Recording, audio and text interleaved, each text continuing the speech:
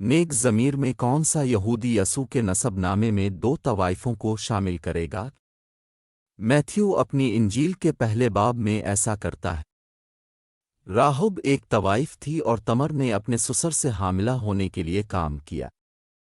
और जीकोना है बादशाह जिस पर यर्मिया नबी ने लानत की थी।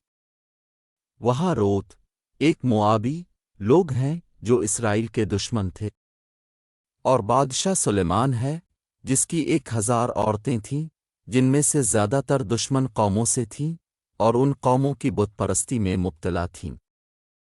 सुलेमान बुत सब का बेटा था, वो औरत जिसके साथ दाऊद ने ज़िना किया और जिसके शौहर को उसने मौत के लिए भेजा। मज़े की बात यह है कि इसका नाम नसब में नहीं है बल्कि इसके धोखादही वाले शौहर का है। और अगर आप यसू के आबाओ अजदाद की इस फहरिस्त में शामिल हर फर्द की ज़िंदगियों का जायज़ा लें तो अब देखेंगे कि वो कामिल नहीं थे। आपको एहसास हो सकता है कि खादी हमें एक पैगाम भेजना चाहता था, वो हमें दिखाना चाहता था कि ये बिल्कुल ऐसे ही गुनहगार थे जो यसू बचाने के लिए आए थे। इसको समझने की कलीद वही है जो फरिश्ते ने ख्वाब में यूसुफ से कही थी जब उसे मालूम हुआ कि इसकी मंगेतर मरियम हामिला है और बच्चा इसका नहीं है। फरिश्ते ने इस बाब की आयत 21 में कहा, वो एक बेटा पैदा करेगी और तुम उसका नाम यसू रखना क्योंकि वो अपने लोगों को उनके गुनाहों से बचाएगा। कि इसके रहम में कनवारी होने की वजह से रूह अल कुद्स के ज़रिया पैदा किया गया था और उसे ए खुदा हमारे साथ कहा जाएगा। खुदा उसका तजर्बा करने वाला था कि उसे एक आदमी की तरह पैदा होना, जीना और मरना था। खुदा खुद तजर्बा करने वाला था जो आप और मैं महसूस करते हैं। इससे ज़्यादा हमदर्दी चाहते हो।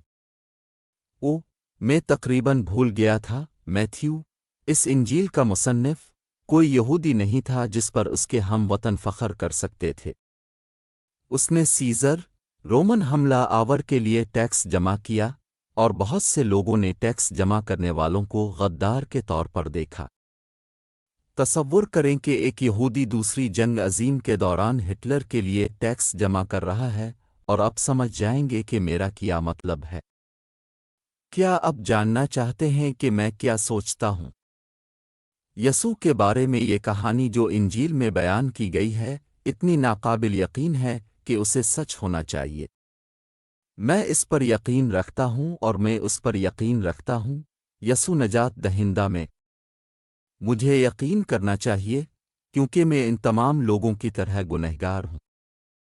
और अब अगर आप इस सवाल का इस बात में जवाब देने के लिए काफ़ी समझदार हैं तो मैं आपको अगले 3 मिनट में कुछ दूसरे दानिशमंदों से मिलने की दावत देता हूँ।